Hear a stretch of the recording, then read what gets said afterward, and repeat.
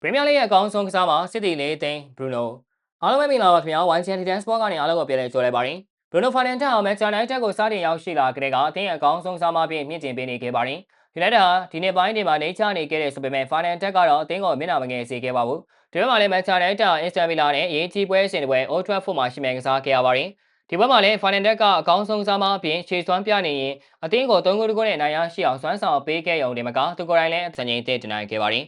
ယူနိုက်တက်အတွက်သွင်းကိုတွေကိုကက်စမဲတို့မာတီယက်ကွန်ညာနဲ့ဗီဂျမင်ရှက်ကိုတို့ကသွင်းယူပေးခဲ့ကြပါတယ်။ဗီလာတက်ဘာဂလီကခြေပေါင်းတကိုသွင်းယူပေးခဲ့တာတော့မှလုံလောက်မှုရှိခဲ့ပါဘူး။ယူနိုက်တက်အတွက်ဘရူနိုဖာနန်ဒက်ကဒီတပွဲမှာဖန်တီးမှု2ကြိမ်ပြုလုပ်ပေးခဲ့ပါတယ်။ဖာနန်ဒက်ဟာဒီဟာဒီမှာဖန်တီးမှု16ကြိမ်ဖြစ်လာခဲ့ပြီးလေးရဲ့ဖန်တီးမှုအများဆုံးကစားမအဖြစ်နဲ့ဦးဆောင်နေပါတယ်။ဖာနန်ဒက်ဟာတစ်ဆက်တည်းမှာပဲအသင်းသမားရဲ့စံချိန်တစ်ခုကိုလည်းရေးထိုးနိုင်ခဲ့ပါတယ်။ဖာနန်ဒက်ဟာတရားဒီတဲ့ခွန်တီးမှုအကြိမ်အများဆုံးပြုလုပ်ထားတဲ့ကစားမအပြင်ဒီဘက်ခန့်ရဲ့စံချိန်ကိုကြော်တက်ပြီးတမိုင်းတစ်ဦးတိုင်းတွင်ခဲ့ပါတယ်။ဖာနန်ဒက်ကတော့သူ့ရဲ့အောင်မြင်မှုအတွက်ဝမ်းသာမိကြောင်းပြောလာခဲ့ပါတယ်။ဒါပေမဲ့သူ့အတွက်ရေးကြီးဆုံးကတမိုင်းတစ်ရေးဖို့တဲ့ဇာတ်ထိတ်ကိုသိမ်းပိုက်နိုင်ဖို့ဖြစ်ကြောင်းကိုပါဖာနန်ဒက်ကပြောသွားခဲ့ပါသေးတယ်။ရာသီကုန်မို့လက်ကျန်ရှစ်ပွဲပဲကျန်နေပါသေးတယ်။ဖာနန်ဒက်ဟာယူနိုက်တက်သမိုင်းမတင်မကပဲပရီးမီးယားလိသမိုင်းကိုပါအသစ်ပြန်ရေးနိုင်ဖို့ခွင့်ရရှိနေပါသေးတယ်။စစ်တီလေးသိန်းစွမ်းအားနဲ့ယူနိုက်တက်တို့လက်ကျန်ပွဲတွေအကုန်နိုင်ပြီးပြန်မဲ့တွေခြေချော်ခဲ့သည်ရှိသောပရီးမီးယားလိချန်ပီယံအဖြစ်အောင်ပွဲခံနိုင်မလားဆိုတာဆက်လက်စောင့်ကြည့်ရပါမယ်။ကြည့်ရှုပေးကြတာကျေးဇူးတင်ပါတယ်။